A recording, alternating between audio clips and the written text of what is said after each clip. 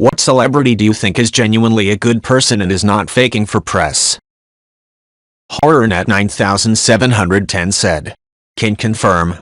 Very proactive in Parkinson's awareness, obviously. Gets in touch with people personally who have it.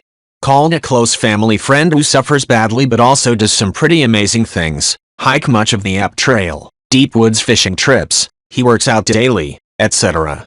Michael J. Fox went out of his way to call our friend. Talk to him, a few times IRC. Just like normal folks, no agenda.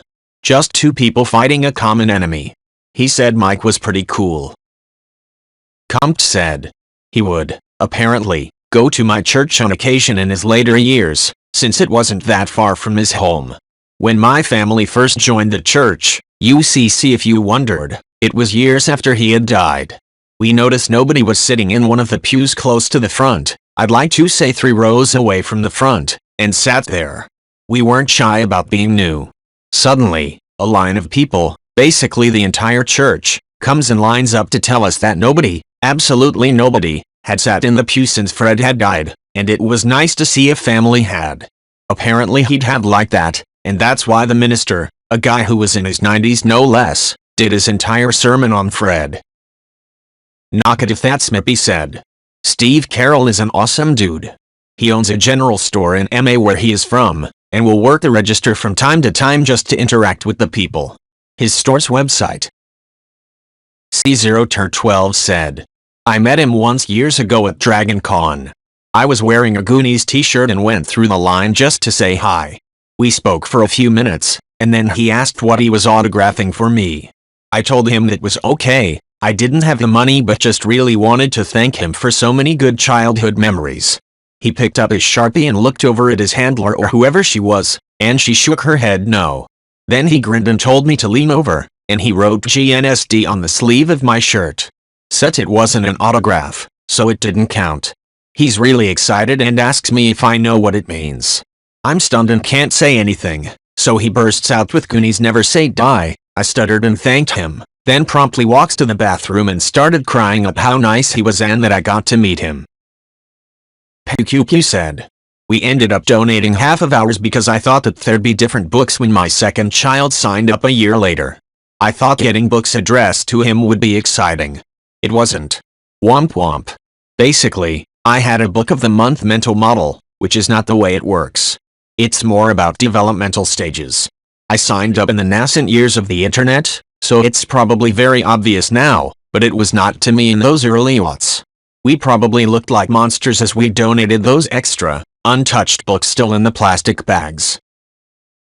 Whole lot of Velcro said. In addition to her charity work, her music has held up shockingly well.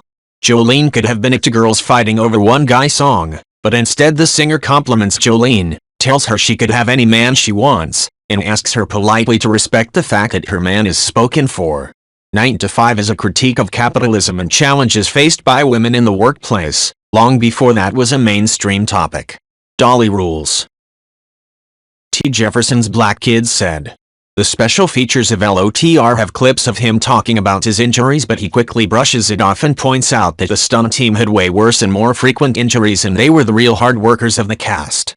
They also show how the stunt team did the haka for him on his last day of shooting and he was fighting back tears. Slashing Manticore said. Kind of an eccentric dude though. I've seen an interview with him from Stephen Colbert, and in the middle of the interview Viggo goes, "Oh sorry, I'm getting a call," and pulls out a flip phone and there's actually a person on the other end of the line.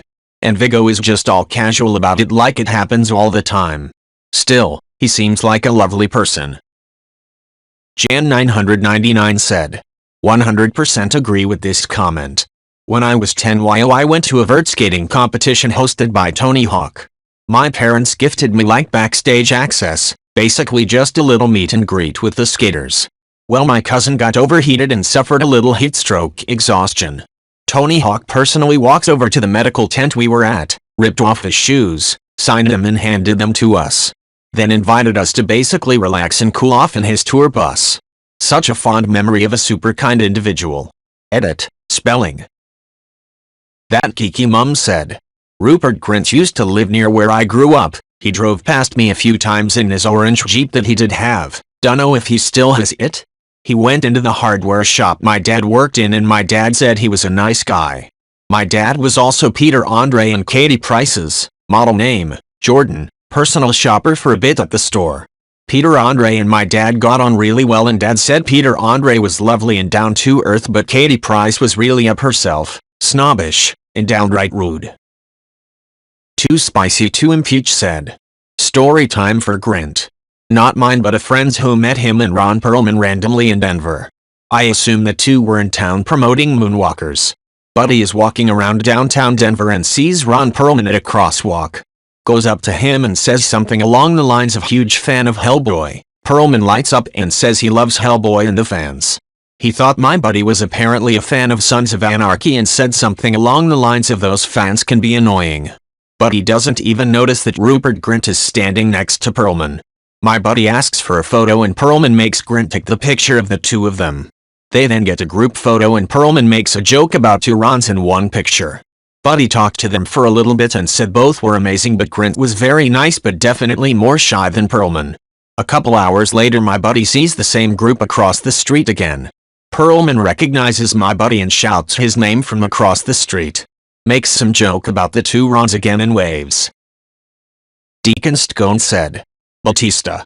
The wife and I met him a couple years ago at a convention. Was surprised I was taller than him, but man was he jacked.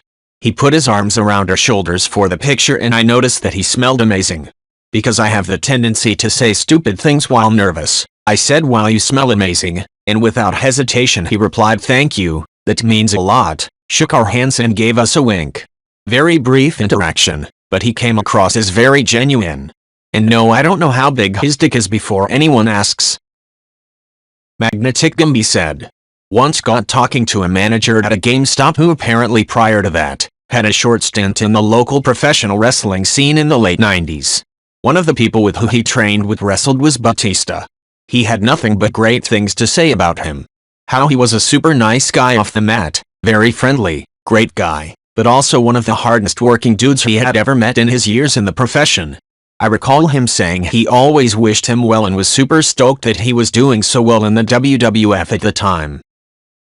Tiberius of Canada said. I have a fun story about Danny DeVito. When I was a toddler my mum had me playing in a park with my cousin where a movie was being filmed. My cousin fell and scraped her knee pretty bad at one point and my mum was trying to take care of the both of us. Anyway, a short fellow came up to help her out and soon enough Danny DeVito was playing with me in the park. Needless to say, anyone who stops to help a mum who is clearly having trouble with her kids is A+ in my book. Mooseblood07 said. Hayden Panettiere, I've met the woman twice and she is a gem. At my city's comic expo she wiggled around the rules so some people could see her for free. Technically she wasn't supposed to be at her booth until 2 o'clock, so she'd show up early and I guess she'd justify people seeing her for free with well, I don't start until 2 o'clock. So yeah. She wouldn't start charging people for autographs and photos until it was actually time to. Misha Collins is a peach. I had a friend who couldn't afford an autograph so when she went through the line she asked if he'd be her voicemail. Since it wasn't an autograph he didn't charge her for it. The Lost Skeleton said. I met Amanda Tapping at a comic expo and she did a similar thing, but with the photos. There was a no photos at the autograph table rule in place because the con was charging for them separately. But she was just like him. I see your friend standing off to the side while we chat I sign your stuff. It would be such a shame if they happened to accidentally take a picture of us while totally looking at something else. This was post Stargate but Sanctuary was still airing. CO420 Tech said. People judge him from clips taken out of context from Kitchen Nightmares where he is yelling, but if you watch it, he doesn't start yelling until shit like he finds 6-month-old rotten food in the kitchen. Says it is bad and then the owner is just like PFFFT, you don't know what you're talking about, we served that just last night. In some of the situations shown, he actually has a lot more patience than I would have. Pedote17 said. Guy fiery. Dude gets so much unnecessary hate for the quirky things he says in his appearance but he has done more for mom and pop restaurants than almost anyone ever. He gives them promotion on a global scale for free. And he raised almost $80 million for struggling restaurants during the pandemic. He even continued DDD from his ranch home with his sons during the pandemic, Each episode he would select 4 spots he loved and would have them send him the ingredients to make a certain dish of theirs. Over a Zoom call he would ask them to guide him through making the dish and give a prize to who he and his sons thought was the best dish. I assume he gave a lesser prize to the other restaurants too. Mountain West Ray said, "There was a bar movie theater in Utah called Broovies that got slapped with heavy fines and a suspension of their liquor license due to a weird law that more or less prohibits serving alcohol in an establishment that shows lewdness and obscenity. The movie they showed that got them the heavy fines? Deadpool 2, because of the rough penis outline. Well, a huge lawsuit commenced between Broovies and the state of Utah and a GoFundMe was started for Broovies. Ryan Reynolds himself donated several thousand to the cause and uses social media to help the cause. Edit. Broovies won the lawsuit." Skimmed It said, Jason Momoa, guy I used to work with, K, was a carpenter in the film industry. One day as they're building sets, and in walks Jason Momoa. He's all like, "Hey guys, what's going on in here?" and takes a legitimate interest in what K and his crew are doing and how they're doing it. M hangs out and chats like one of the guys for an hour, asks if he can try out some of their tools. K says they were like, no, you're super important and cannot get injured. Then a frantic PA tracks M down to bring him back to the set so filming can start. Jason thanks the guys for letting him be there.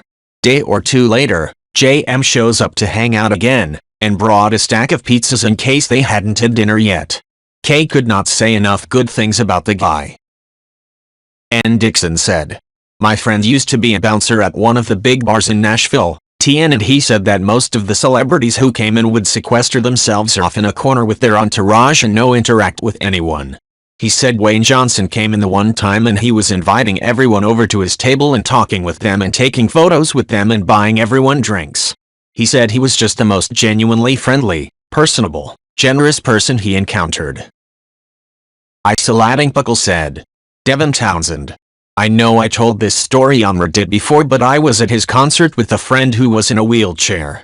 There was a separate handicap section that was raised slightly above the ground level so people in wheelchairs could see and be outside the mosh pit. My friend and I were the only 2 people in that section. After the show, Devin climbed down from the stage to come introduce himself to me and my friend. He put his hand out to shake hands with my friend who had muscular dystrophy, so it took a few moments before my friend could reach his hands, but he was patient and gave my friend that time. My friend was absolutely starstruck and could barely mutter a word to Devin, so Devin asked me if he was nonverbal. I said he wasn't, he's just starstruck. Devin stuck around and talked for a while and then took pictures with us. And during 2020, he streamed concerts on Twitch and then uploaded them to YouTube so anyone could watch for free. Just a really awesome guy." Signature C said, "A journalist had a nice story about him. The journalist did an interview with him and mentioned that his son was a big fan and RDJ said I would like to meet him. We can hang out." RDJ subsequently sent 2 tickets to the journalist for the premiere of his next film and was really super nice to both of them, paying genuine attention to the kid. Michael Stipe of Rem was there and tried to butt in and monopolize RDJ, and he said I would love to catch up, Michael, but I am with some friends at the moment, can we do it another time? Which was a really classy and humane way of dealing with that situation. I think he is a guy who understands the meaning of the phrase be really nice to them on the way up, because you will meet them all again on the way down. I read an interview once where he was talking about being in prison and the other cons were really telling him off. You had it made, Downey, you were fucking models, how could you screw it up that bad? He was funny about it, but also serious. Benjerson-13 said, Weird Al is a really nice and genuine guy that always takes time to talk with fans or take pictures. I've also heard stories that The Rock, Dwayne Johnson, is just as genuine. If he's driving around and notices that people recognize him in the car, he'll turn around and stop to chat. Also, Fatman Scoop and Missy Elliott are truly nice people. They used to shop at the Target I worked at. I'd get a fist bump from Fatman when he walks in and I'd get a very enthusiastic hello from Missy, even remembering my name. Professional Low 652 said, Chris Evans. He is this nonpartisan political organization called A Starting Point where it gives the Republican and Democrat talking points in a non-biased and respectful to both sides way. For some reason I feel like that's just such a Captain America thing to do. He respects women, He loves kids being a fan of him, and he just seems like a very shy but nice and passionate guy once you get to know him. I don't know him though, I wish. He also seems so smart. In the Variety interview with Scarlett Johansson, he was using huge words like crestfallen in a normal sentence, and I'm a writer, and I was so impressed by that. And he's so handsome. I don't understand how he's so gorgeous. It's not fair to the rest of us. And I literally can't think of one controversy about him. Like when he goes viral, it's all good things. Like that white sweater moment from Knives Out, for example, and cap-lifting Jallinger, of course. That was classic. Bomber Princess said, "From who I have met at Comic Cons, Zachary Levi and Sean Astin are absolute gems. Both just clearly love talking to fans and especially seeing kids dressed up. John Rhys Davis is also fantastic. He had no issue jamming his entire lineup by spending 10-15 minutes talking to every person who came to see him. Summer Glau was shy but just as nice and sweet as you would think. Who I just think is from interviews and what I've read, Hugh Jackman.